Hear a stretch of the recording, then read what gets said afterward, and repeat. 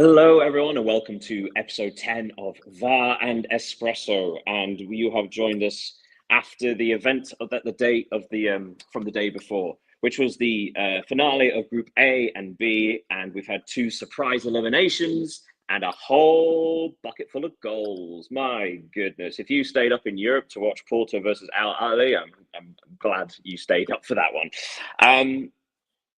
We have seen, like I say, Group A complete, Group B complete, and we have the first two complete fixtures of the round of 16. And the results from last night, the first ones were Atletico Madrid 1, Botafogo 0-0, and Seattle Sounders 0, PSG 2. And in Group A, you had Inter Miami 2, Palmeiras 2, and the Goliath-like battle between Porto 4 and Al Ahly 4. I suppose we should kick off with the most recent one, the Porto 4, Al Ahly 4. Yeah. First of all, what a game! What a fun, stupid, ridiculous game of football. Yeah. It was, I think, the most entertaining game of the tournament so far, no? Absolutely. I was going to say, I think it might appeal more to the American audience because it's the most like a basketball match. It was just constantly that way. There was very little control, very little tactic. It was just you attack, we attack, you attack, so on and so on. You know what it reminded me of a cup match, except that neither team had anything to lose yesterday. They just had everything to gain. So it was pretty pleasant to watch. As you said, it was not very tactical. It was pure chaos, in my opinion, with plenty of twists and turns, and above all, superb goals. Because I think 4 or 5 of the 8 goals were just superb. Oh, they are. Yeah, actually, the qualities of goals, you're absolutely right, were very high. Like you say, very much like a knockout tie, simply because both teams had to win. So going into the match, both teams were on 1 point each. Porto had to win and hope that Palmeiras lost for them to progress, and Al Ahly had to win and hope that Inter Miami lost. And obviously a draw immediately eliminated both of them anyway, but it was all irrelevant because of the results in the next match. But neither team were to know. Despite the fact there were 8 goals, Porto were actually never ahead in the tie. So the game started, the first goal was in the 15th minute by Abu Ali. Porto actually being quite careless in build-up from the back. The ball is stolen, and suddenly Al Ahly had, I think it was a 4-on-3 in the final third. It was quite a mistake from the defense, but a lovely finish from Abu Ali. Yeah. I think he was really cold-blooded on his 3 goals, because he scored a hat-trick. For those who don't know, even his penalty were really good. If I'm not wrong, was it a perfect hat trick? Because I think the first one left foot, second one was the right foot from the penalty, and the third one was a headed finish. Yeah. So yeah, an incredible all-round performance then from Abu Ali. So that opened the scoring in the 15th minute. Less than 10 minutes later, Rodrigo Mora equalised for Porto. He a small dribble. He got a bit of luck from a block tackle from the Porto defender, sort of came back off him. But after that, he showed incredible ball control to go around the goalkeeper and finish from a tight angle. Yeah, but concerning Mora's goal, I think, as you said, he was kind of lucky because of the ball reflection. But luck is made. He believed he could have scored this goal, and it was clear that his desire was bigger than the one of the defenders. It's a goal full of lucidity, which is not always easy because he's just 18. We just to replace the performance, and he showed all if his class. And I think it's a good reward for him because we saw a glimpse of his talent against Palmeiras. We also did when they played who is the fourth team? Inter Miami, and now he's rewarded with a goal. Yeah, and in fact, I'd probably say before we get to the end of the match, I'd say that this has been a fairly disastrous tournament for Porto in regards to damage to the reputation. But Rodrigo Moura, who is, to be fair, is known as something of a wonder kid anyway, who had a bit of a breakthrough season this last season with Porto. This tournament has really shone a light on him in particular. Yeah, and just to finish with this game, we can say it was really entertaining because totally there were 40 shots, including 19 on target and 8 goals, which is quite big for it. It means that every 2 shots on target there was a goal. So it's kind of incredible. Well, it also goes back to something you said at the start about how, because they had nothing to lose, chances are that more and more players, as we'll come on to in a second, more and more players were trying their luck from difficult angles and from long range and just hitting it purely. So Ali went in at the break 2-1 up because Abu Ali scored a penalty in a segment of stoppage time after Zizou was sort of bundled over in the penalty area. And then you had this extraordinary period of I think it was in 4 minutes between the 50th and the 53rd minute. You had 4 minutes, 3 goals, and just it was sort of this beautiful chaos. So 50th minute, Williams scored. Actually, Al Ali, talk about like a basketball game. Al Ali were breaking forwards, and there was a final pass almost going through the defense, and they would have played a striker through on goal. But it was intercepted by a defender on the halfway line, who then played it out to the left for William, who cut inside and managed to bend in a gorgeous finish from the edge of the box. And then, literally after kickoff, Ali go up the pitch. It's a cross from the right wing, and then Abu Ali headers in from about 10 yards out. Like incredible scenes. And then, straight from kickoff, Porto then go up the other end, win a corner, and from that corner, it's in-swinging delivery, and Agahawa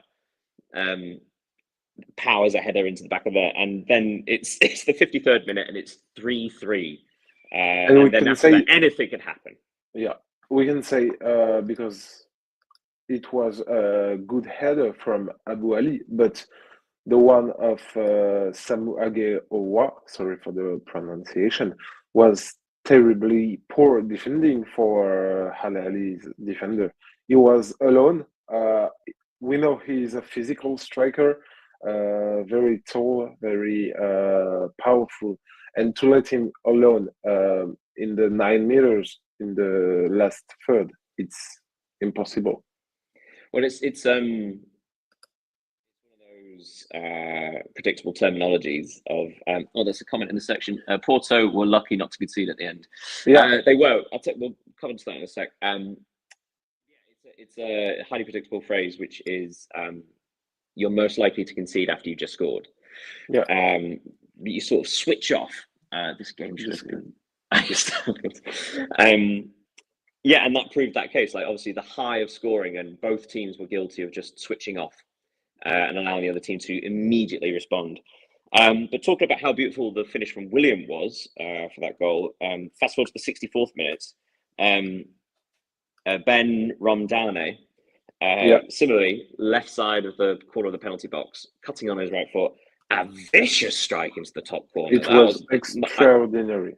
It was a gorgeous goal. I think my favourite of the match. Yeah. And Porto, for the third time, managed to equalise in the 89th minute through Pepe, which is, again, play outside the box. This sort of like beautifully placed 25-yard shot, although it's one of those where you do wonder how the goalkeeper didn't get it. Not that it was the goalkeeper's fault, but another shot from outside the box. But as mentioned in the comments, Al Ali did have a chance to win it right at the end. But of course, at that point, it wasn't going to matter because the results from the other game, I believe that one blew for full time before the end of this one. So I think at that point, we knew that whatever the result between Porto and Al Ali, it wasn't going to make any difference. So those two finished on 2 points. Porto third with a -1 goal difference, and now Ali on a -2. But then we go over to the other game, Inter Miami 2, Palmeiras 2. As we said, like, I think Palmeiras deserved to win this game. If you look at, again, like 22 shots to 8, 7 shots on target to 3. They did seem to have, and even though they had slightly less possession, their chances were much more dangerous. They looked the more threatening when they always seemed to have a purpose when they were attacking or why they were crossing the ball, as opposed to aimlessly shooting. Yeah. Firstly, I just wanna wish a happy birthday to the goat. Oh yes, bon anniversaire! Yes, of course. And yeah, it was entertaining. Also, less goals maybe, but still, Still first 30 shots. Still 30 yeah, shots. yeah. We can start talking about the first goal because it was kind of dramatic. I think because on the one hand, it was a serious mistake to be full like that before Palmeiras had an attacking corner. It's forbidden in football. And on the other, seeing the Palmeiras defender get injured, trying Marilla. to get Allende. Yeah. And what is funny, not really funny, but it is that Murillo, before the game, said he was a Cristiano Ronaldo fan and he wanted to get the few in front of Messi. Yeah. So it's kind of destiny can be tricky. Then it was a good finish. It was a good finish from Alan. Yeah, because he had to run. He collected the ball just inside his own half and ran 30, 40 yards with it, and a good finish. It was really cold-blooded because it's not easy to score in that situation. And then it was Suarez. I was going to say the second goal. Suarez was a bit of a throwback, but it was quite strange because it's on one hand you've got a classic Suarez goal, who's managed to dribble past 3 players before firing a vicious left-footed, quote-unquote, wrong-footed finish into the top corner. Yeah. But it seemed like it was in slow motion. It wasn't. It was as if you watched like Suarez 10 years ago and then just put it down to half speed. It looked like that. Do you know what I mean? Yeah, but it's funny because you just used an expression. I took note and I wrote classic Luis Suarez goal. It was we have the same sensibility, and it reminded me why I believe he's the greatest striker in the last 10 years. It was full class, and I don't know if you can see that like I did, but it reminded me also kind of the goal he scored against PSG at Parc des Princes when Barcelona beat PSG 3-1, I think, in the Champions League. I mean, someone remarked in a separate media outlet about how it was just basically it smelled all like Luis Suarez again, like the facing up under pressure from 2 defenders, facing them up, going past them, and then having the confidence to dribble past another one. Yeah. Because he could have cut inside on his quote unquote stronger foot, but he didn't. He took it on his left foot, and that's how he bought himself extra space. Because obviously the assumption is you would cut onto your right foot to get a stronger shot away, but him gambling on his own ability with his wrong foot buys him that extra yard of space, and just the connection is so sweet. The keeper even gets a good hand to it, but like it's such a well struck shot. And it just reminds you of so many Suarez goals like that. Yeah, because this goal is Suarez. When you look at highlights of his career, there are countless goals scored like in that way. Not exactly the same, evidently, but in that kind of goal, and he's really, really good. But defensively, it was very difficult for Inter Miami, in particular at the end of the game when they conceded both goals. Because for me, in my opinion, it came from mistake, individual and collective, because the Palmeiras players were not being watched or followed on both goals. And Miami could even have lost if Ustari's late save, hadn't happened.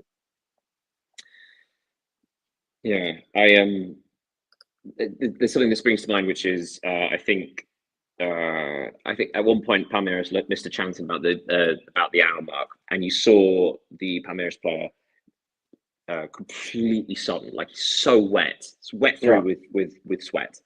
And of course, you then remember how hot and humid it is in these stadiums currently. So there is this element of Inter Miami, again, to emphasize, like they were, even though they had more possession, they definitely were on the defense more, which, as we know in the game, takes up a lot more energy to defend than it does to attack. Yeah. For long periods of time. So having to defend for these long periods of time, I mean, it took until the 80th minute for Palmeiras to get their first goal.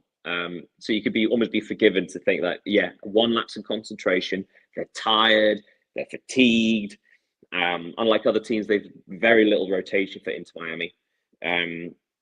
Although I'd rather I think the second one is more of a mistake than the first. The first one, the ball comes out to Alan, about 25 yards from goal, and he lines up to shoot and plays this beautiful disguised pass. Yeah. And it went through, like, perfectly between three Inter Miami players into the path of Paulinho. And that pass was, it was a bit special. Yeah.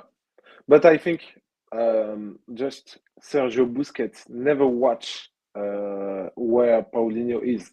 It's why I think it's a mistake. But yeah, because of this guy's pass, it was even more difficult to defend against that.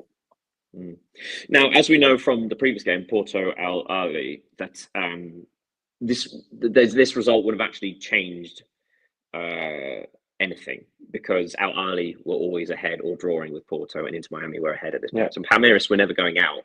But of course, PSG, as we'll come to later, end up winning Group B. So actually, the fact that Palmeiras equalised, it was essential to avoid PSG in the next round. So Maurizio scoring the equaliser in the 87th minute, that was another hell of a finish. It was only a half clearance. You could say that was probably a mistake as well. They could have cleared it further. They could have got someone to press the player inside the penalty box. But a really crisp finish from Maurizio. Yeah, it was very powerful. We saw a lot of powerful shots this 3 or 4 last games.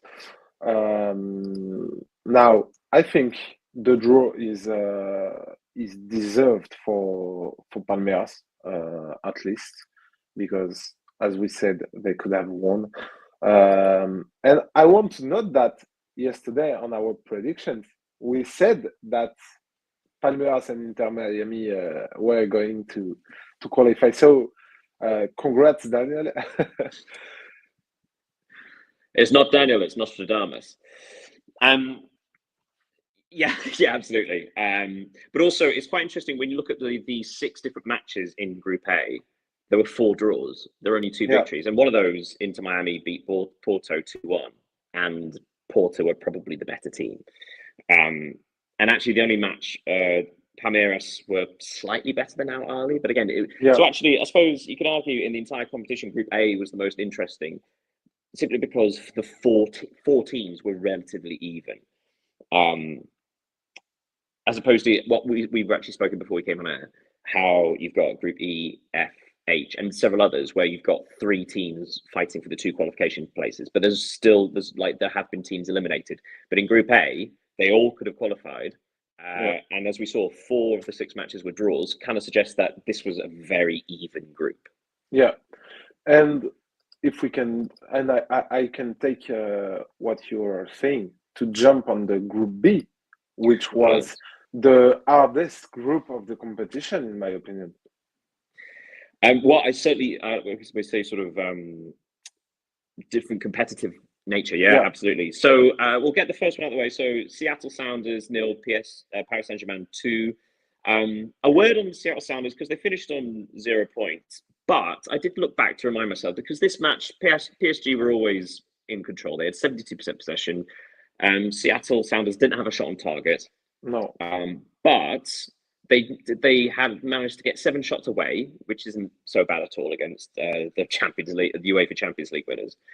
But against Botafogo, Seattle had 60% possession, managed 23 shots, and lost 2-1. I think they were the better team against Botafogo, to be honest.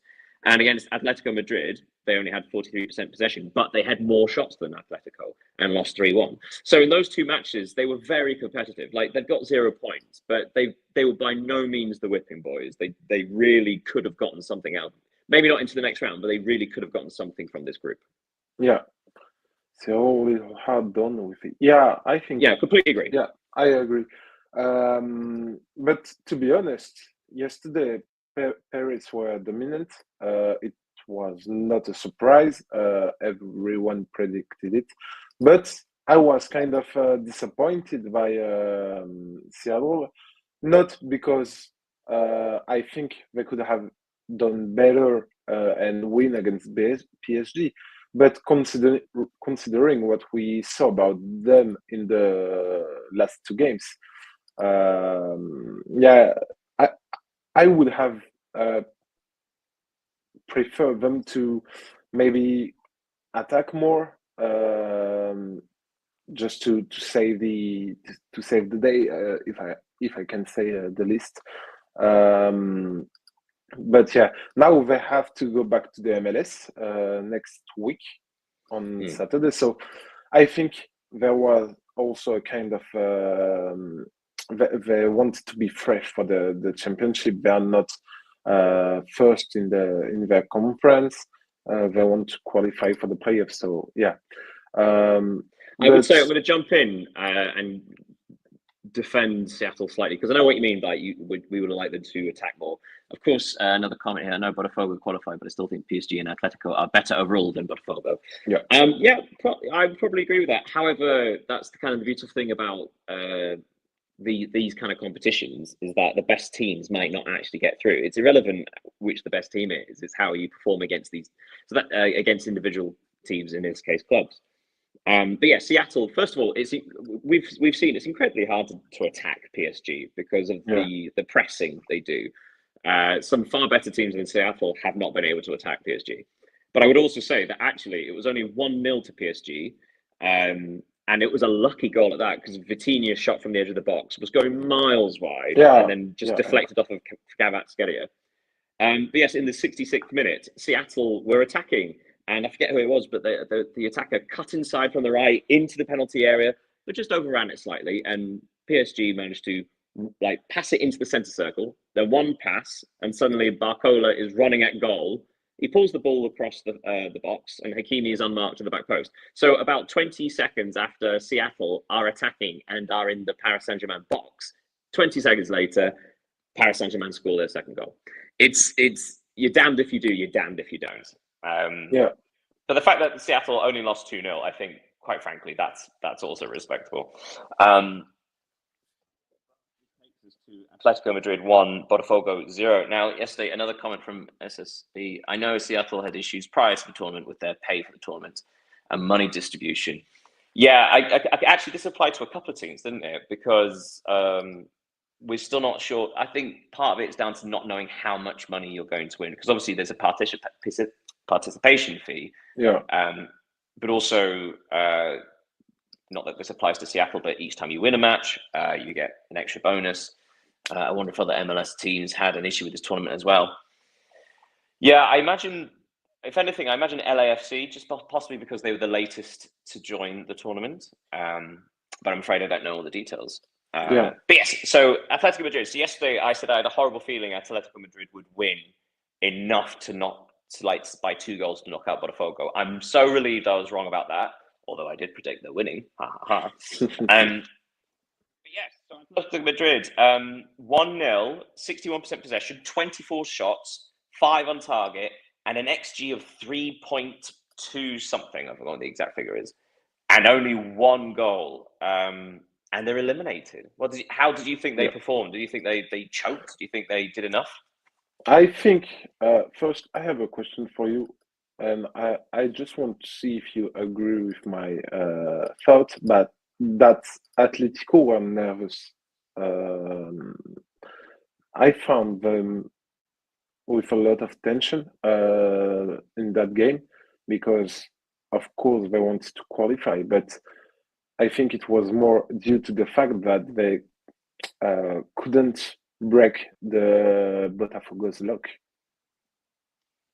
I suppose. I mean, I understand. I think I understand why you say that. I guess I would suggest that if you look at Atletico Madrid's season, the first half of the season, they were in a genuine title race. They looked really good. And you get this occasionally with Simeone, where the next generation of Atletico players, he tries to get them, Simeone should give up on defensive football. Well, yes and no. So this is what I'm coming on to. So this is the second time that I'm aware of that Simeone has tried to change his team, because obviously a lot of new players in the summer. Yeah. And suddenly they were playing this like quite progressive, quite interesting attacking football. And they had some big scoring games where they scored. I think they scored more than 5 on 3 different occasions this season, which again, hugely impressive. And then it got to about January, February, and the form started slipping, and then it went back to defensive football. But obviously Simeone in the past with the defensive football, they had defensive players, whereas now he's got more attacking players. It maybe doesn't quite fit as it used to. Granted, I don't think they have the quality of players to play attacking football consistently. That's exactly my point, yes. Although they do have some real quality. So yeah, I'm not sure they're nervous. I think they might be caught between 2 identities and don't quite have the craft. I think if Antoine Griezmann, I mean, this sounds disrespectful, but if it was even 2 years ago, I think Griezmann has enough about him where he can be the one to unlock the door for Alvarez or Surloff. I would probably say, I think, like I say, Atletico created enough in this match to win the game. There weren't any glaring misses, but they probably should have scored twice. Although, having said that, actually, it turns out that they needed to win by 3 goals to qualify. I mean, I would say, sorry, this is a bit of a monologue now. My argument would be, I think they are unlucky. Any team that gets knocked out on 6 points in the group stage is unlucky. If you win 2 of your group matches and get knocked out, essentially that means one team has performed so well in another match, or you've performed badly. And in this case, Atletico Madrid have been eliminated because they lost so badly to Paris Saint-Germain. Yeah. And just to bounce back on what SSB said about the defensive football, I don't think Atletico is. I think Atletico is no longer a defensive team because they don't have the players to play that defensive game. When they were all the Gavi and Gabi, sorry, and go down in the fact, there's this incredible sort of suffering presence. And it was that kind of defensive machine that caused Europe's all kind of troubles. Now, I think the biggest problem is that, as you said, they are between the defensive identity and they want to turn more attacking. I think the transfer of Alvarez emphasizes this idea because, as we saw yesterday, just before the Griezmann's goal, Alvarez's move was extraordinary. He's a player. He's a top player, world class. He is maybe world class. Yeah, he's world class. I think in the top 3 strikers in the world at the moment. So I think Simeone wants to do something else, propose something else, because he's been there for 14 years now. He knows that his defensive qualities are not the same as they're used to, and football doesn't really reward a defensive team these days. So he has to change something. I'm going to argue slightly because football always goes in cycles, right? So the second you have a certain type of tactic or football that everybody uses, there is the new creation or going back to like an old-fashioned tactic that then beats that. I mean, this is one of the reasons why Mourinho kept winning for so long, right? So he managed to he was the antidote to Guardiola's genius, which was a case of just like, don't let them be geniuses, which is kind of basic when you think about it, but the ability to actually stop the other team playing so well. Other than Alvarez, they really don't have anybody who is world class. Some players can be world class on their day. They need consistency to compete. That is true. But again, just to remind people that that Simeone has won 2 La Liga titles, one of which was with the classic defensive team that we're describing, the one that got to the final of the Champions League. Yeah, with twice, etc. Yeah. But they also won La Liga quite recently. In 2020. 2020, right? And that was with Suarez. Suarez when he was like 33, 34.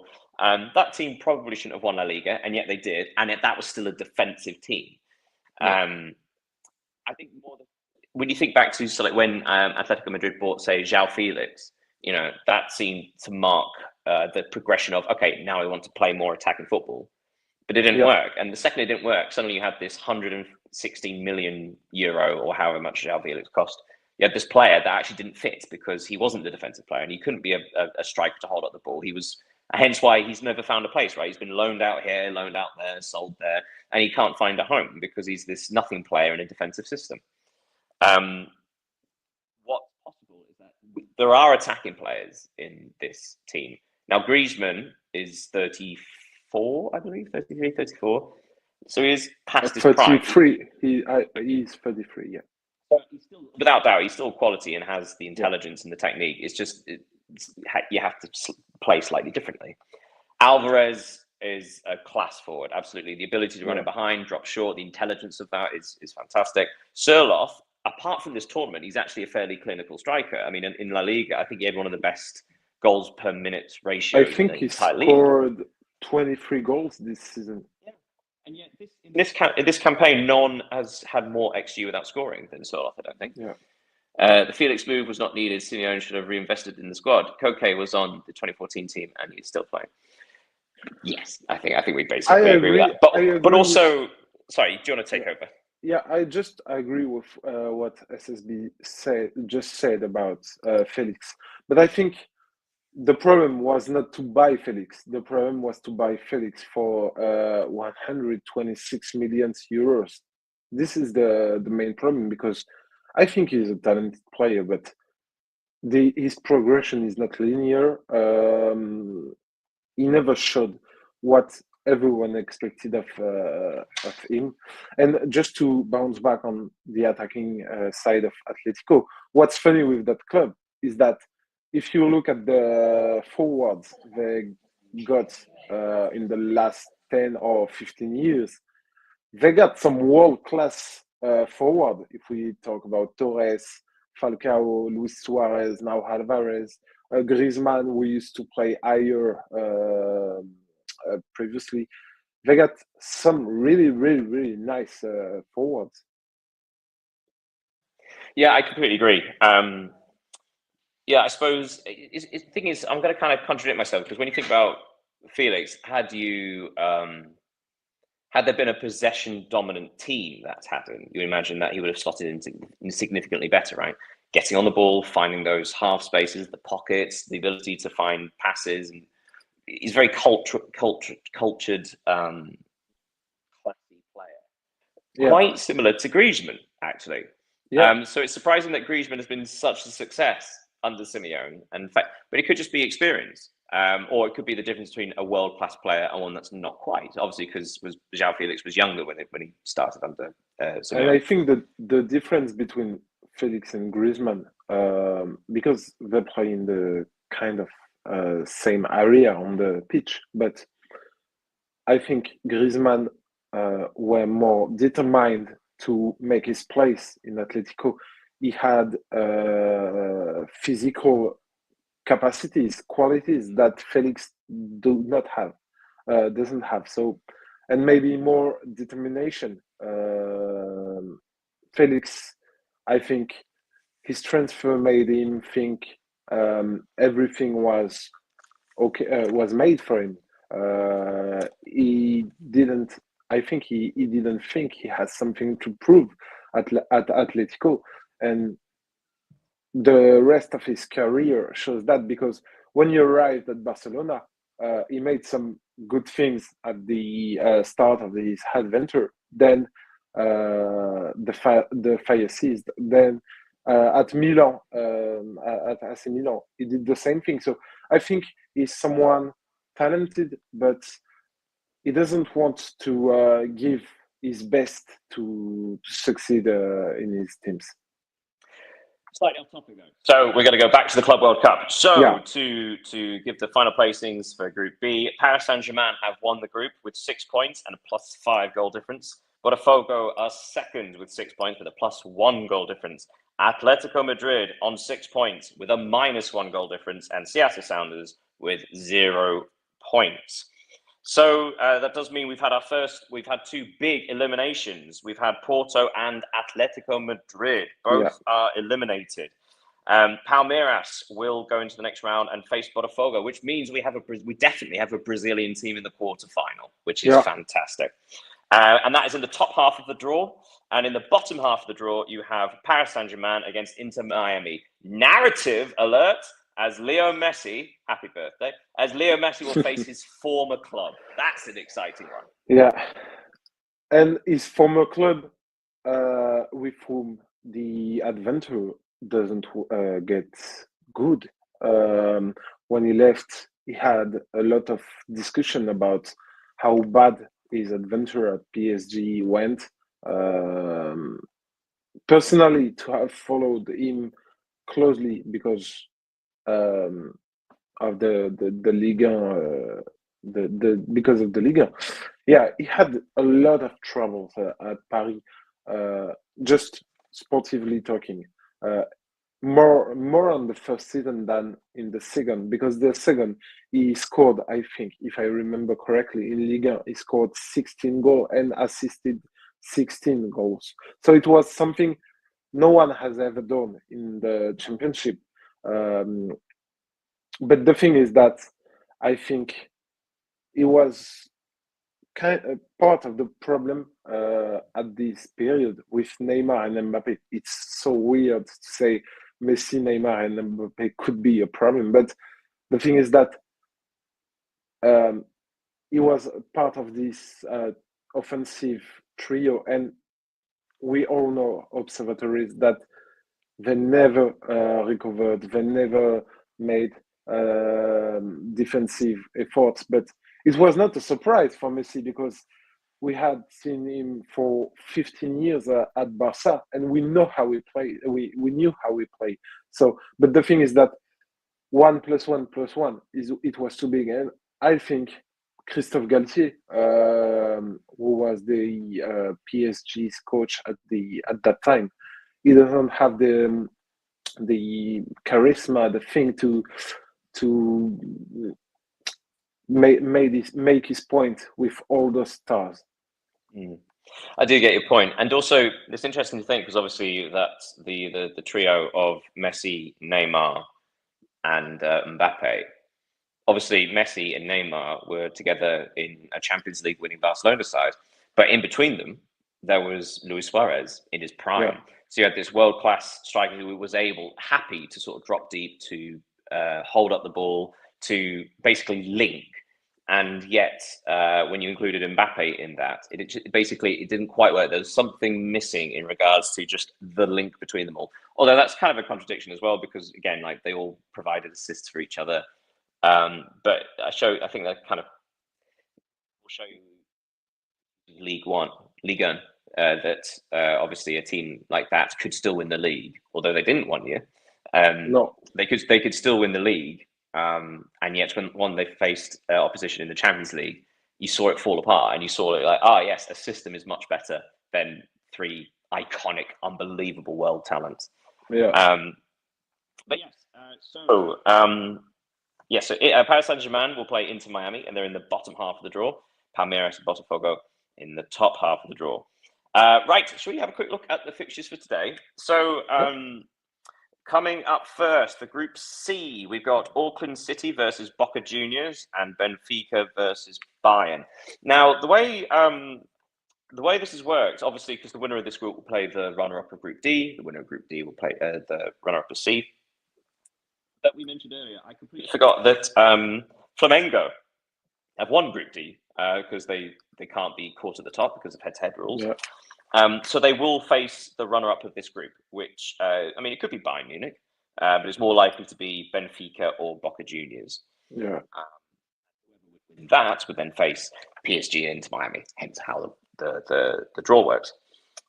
So Auckland City, Boca. So the narrative for this group, because currently you've got Bayern on 6 points, Benfica on 4, Boca Juniors on 1, and Auckland City on 0. So Yeah. we're looking at this. If hypothetically, if Bayern Munich beats Benfica, then it's going to come down to goal difference between Boca and Benfica, which is currently 7 apart. I think Boca Juniors is currently -1, and Benfica is +6. No, +7. +6. Do you think it's a combination? Do you think Boca Juniors will score enough goals against Auckland City? Do you think Benfica will concede too many against Bayern? Or do you see Benfica getting a point against Bayern? To be honest, I will watch of Bayern versus Benfica because of I think it will be the most technical game, the most good-looking one, the big game of the day. But if you watch Boca Junior versus Auckland City, I believe you will see a good game because Boca Juniors know that they have an opportunity to grab the second place to Benfica. I think Bayern will beat Benfica, but the thing is, now the question is how many goals? It was the same question as Benfica versus Auckland. How many goals will Boca Juniors score against Auckland, and how many goals Benfica will concede to Bayern? So it will be really interesting. But I think honestly that I want to take the bet. Boca Junior is going to qualify, and Benfica lose to Bayern. And in Group D, we said before that Flamengo have won the group. They play in Group D. Currently in last place are LAFC with 0 points. Then third are Esperance Tunis with 3 points. Chelsea is second with 3 points, and Flamengo are first with 6 points. Yeah. But as Flamengo have beaten both Chelsea and Esperance Tunis, they can't be caught. Yeah. So Flamengo have won the group, which also means that they can probably rotate against LAFC. Yeah. Just to answer SSB, who says this is the last game for Auckland. They don't want to go out by 7 or 8 goals. They don't need, because if Bayern beats Benfica 3-0 and Boca Juniors beat Auckland 4-5, 5, it will be okay for Boca Juniors. It might not be as straightforward because I was really impressed. The first half, Auckland City against Benfica. Yeah. Obviously, there was a lot of stoppage time in the first half, and then there was a bit of a soft penalty, although it was a penalty that Di Maria converted. So it was only 1-0 Benfica at half time. Then obviously, again, we're talking about a semi-professional side. Professional sides in this heat and humidity are wilting in the second half. So it's no surprise to see that Auckland City concede more goals towards the end of the second half. I mean, you saw it against Bayern Munich, of course. They scored, what was it, 4 goals in the last 15 minutes? Yeah. So yeah, it's one of those things where actually Boca could be only winning like 1 or 2 goals with 20 minutes remaining. But also, it may be depending what's going on in the other game. If they know Benfica, say hypothetically, if they're drawing or they're winning, Boca, it happens all the time in sort of knockout competitions or the league when the crowd start, the news gets to you what the other results are. Yeah. So if Boca if Boca learn that Benfica are drawing or they're winning, then Boca may not have that same urgency. However, if they know that Benfica are losing and they're only a couple of goals up, that last 15, 20 minutes against Auckland City is going to be an onslaught. But you'll know that you'll keep getting chances because Auckland will get tired. And that's not to be disrespectful to Auckland. It's just we are talking about a professional team against a semi-professional team. Yeah, that's what I was going to say, because Auckland will have played 3 games in a week, which is not usual for a semi-professional team. So I think the physical aspect will be really important in that game, and that's what could make that Boca Juniors will qualify. So I think this. So as we said before, LAFC against Flamengo. Flamengo have won. LAFC are out. So Yeah. chances are that's our first real dead rubber of the tournament. Yeah. But Esperance Tunis and Chelsea. Chelsea currently second, so Chelsea can draw and go through to second place. Esperance Tunis need to win. Do you see Esperance Tunis winning this game?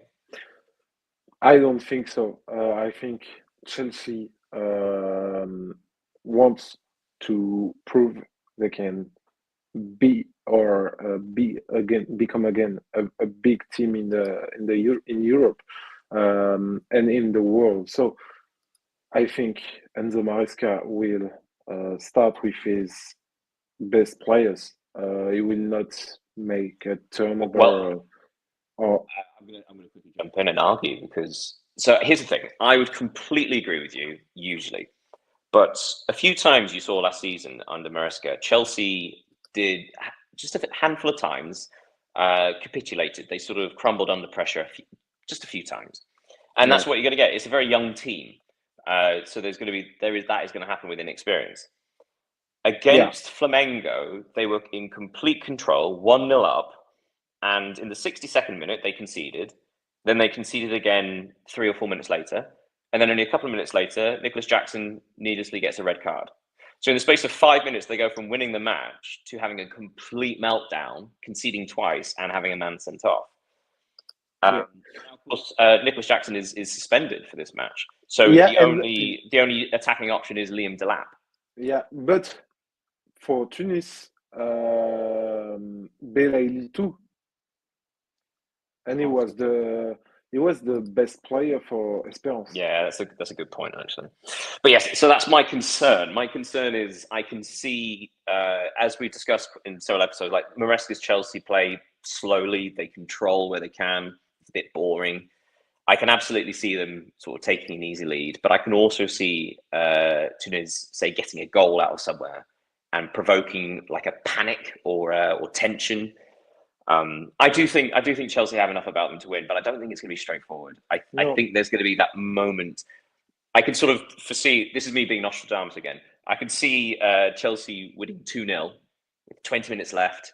Esperance Tunis score a goal out of absolutely nowhere. They have another corner, they miss. There's panic stations, and Chelsea managed to have a breakaway goal in like the 85th, 86th minute and win. So I can see it being like 2-1 or 3-1 to Chelsea. But like I say, I do not see it being an easy ride. Chelsea have vulnerabilities. But it wouldn't be a surprise for me if this game ends in a draw. I don't think Esperance can win. Of course they can, but will win.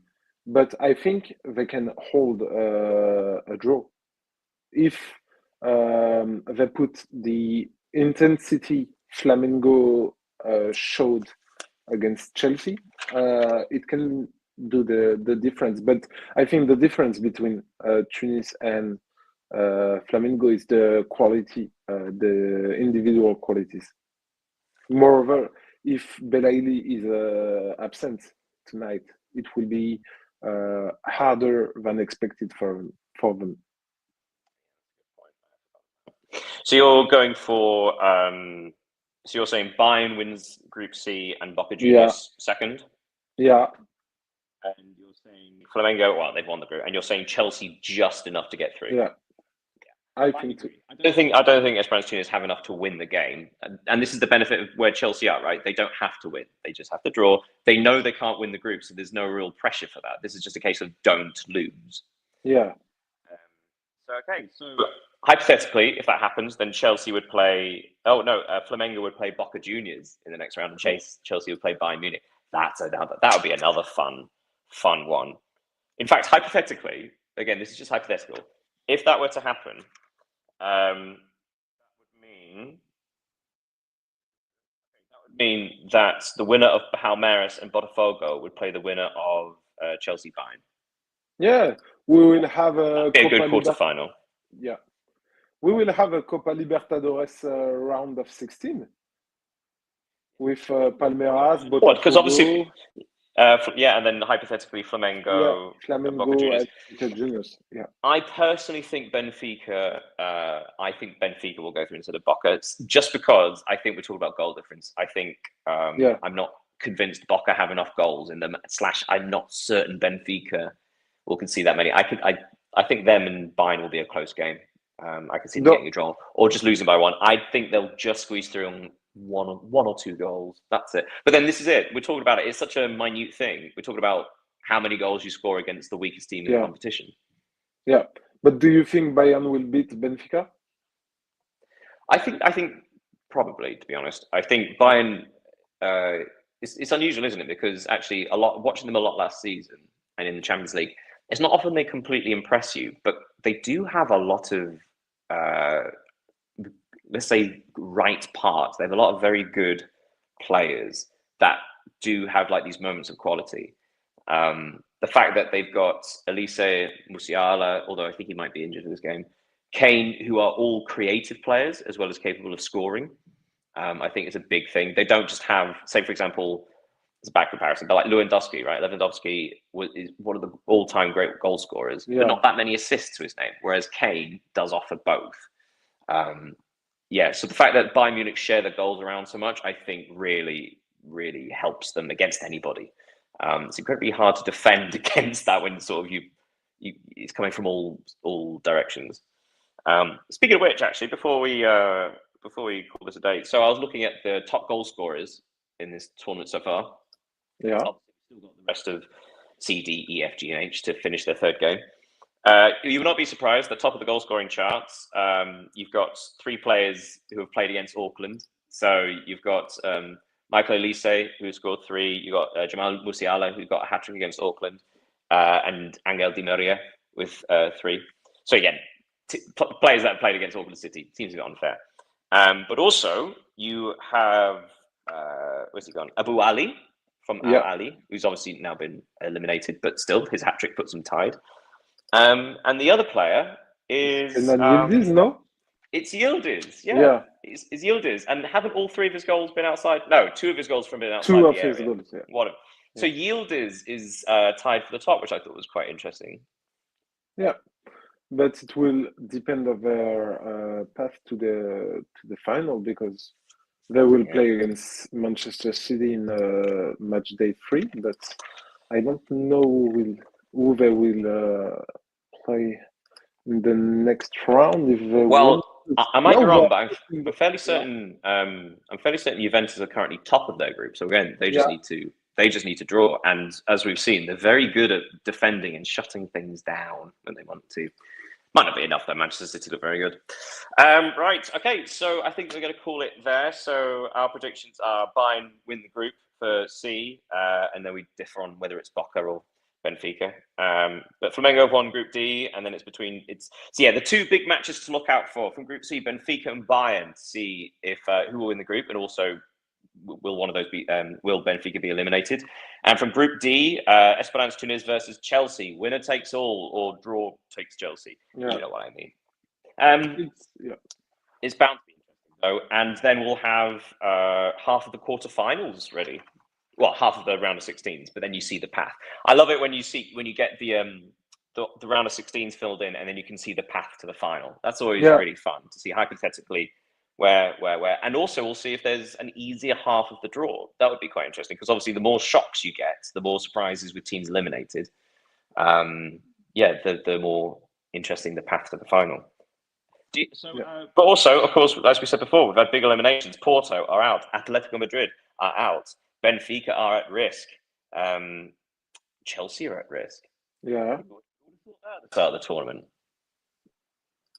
Sorry, I didn't hear you. Can you just repeat? Sorry, I say like I was saying Chelsea at risk, Benfica at risk. Who would have thought that at the start of the tournament? Yeah. Salzburg at risk also with Al Hilal, but not today. But I mean today. I'm just keeping straight today. Yeah, but the fact, yeah, there are plenty of European teams, which is yeah, healthy for the competition. yeah. Anything else you want to add, Leo, before we end? No, I think we talked about everything we should today. Lovely. So I will thank you very much for joining me once again on episode 10 of VAR and Espresso. Thank you all for watching and joining us. Make sure you look at us and find us on the socials. Subscribe, follow, all of that. Although not literally follow, that's illegal.